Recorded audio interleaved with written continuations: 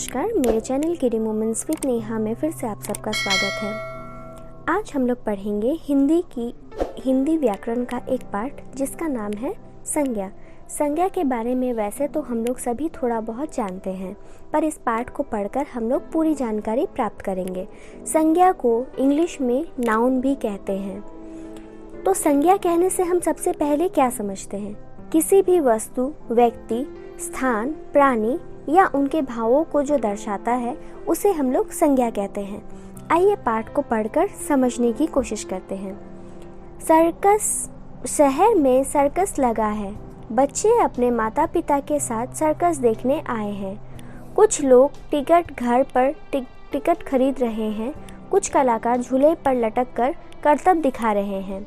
जादूगर अपना जादू का खेल दिखा रहा है। हाथी और शेर अपना खेल दिखा रहे हैं। एक लड़की रस्सी पर चल रही है। ऊपर के वाक्यों में सभी रंगीन शब्द किसी न किसी के नाम हैं। यहाँ पर देखिए, जो भी लाल स्याही से जो शब्द लिखे गए हैं वो किसी न किसी व्यक्ति, स्थान या प्राणी के नाम को दर्शाते हैं। इसका मतलब वो सभी संज्ञा है। जैसे शहर संज्ञा है, सर्कस संज्ञा है, बच्चे, माता पिता, सर्कस, टिकट घर, टिकट, कलाकार, झूले, करतब, जादूगर, हाथी, शेर, लड़की, रस्सी, ये सब यहाँ पर संज्ञा है। किसी भी वस्तु, व्यक्ति, स्थान, प्राणी या भाव के नाम को संज्ञा कहते हैं।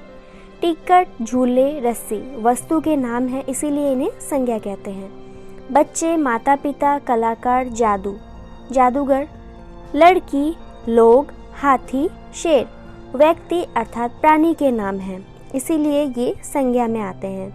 देहरादून शहर, टिकट घर, स्थान के नाम ये भी संज्ञा के अंतर्गत आते हैं। बुढ़ापा, करतब, भाव ये किसी के भाव को दर्शा रहे हैं, इसका मतलब ये भी संज्ञा है। संज्ञा के कितने भेद होते हैं? संज्ञा के 3 भेद होते हैं। व्यक्तिवाचक संज्ञा, जातिवाचक संज्ञा, भाववाचक संज्ञा।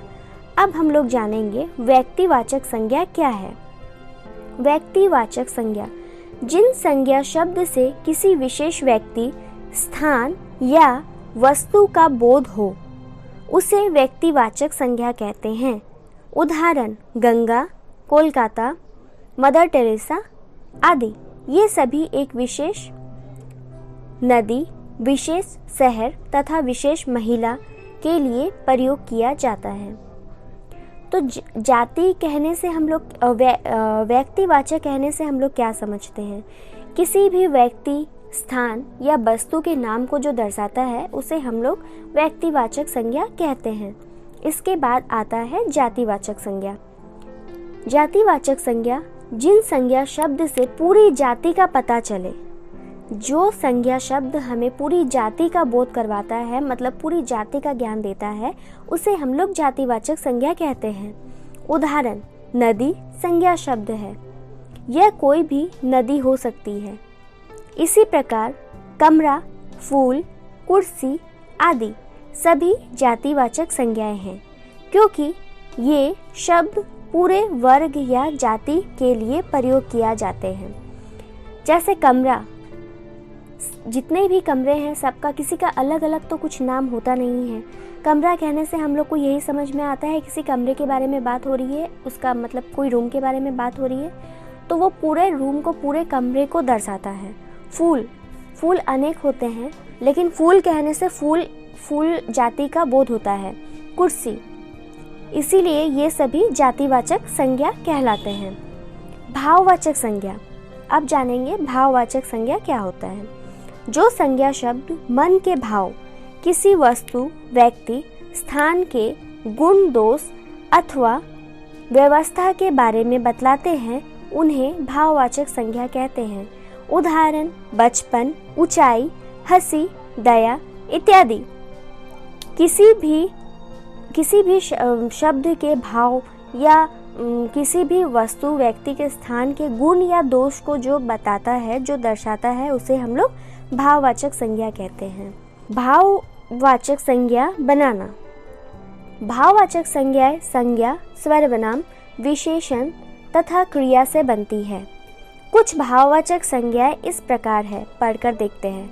मित्र मित्रता, दुष्ट दुष्टता, बुढ़ा बुढ़ापा, सुंदर सुंदरता, मीठा मिठास, दोस्त दोस्ती, अनेक अनेकता, चढ़ना चढ़ाई, सजाना सजावट, ऊंचा ऊंचाई, बच्चा बचपन, वीर वीरता, मोटा मोटापा, कठोर कठोरता, खट्टा खटास, एक एकता, पढ़ना पढ़ाई, लिखना लिखाई लिखावट, गहरा गहराई, गरीब गरीबी। तक हमने सीखा किसी वस्तु, व्यक्ति, प्राणी, स्थान तथा भाव के नाम को संज्ञा कहते हैं।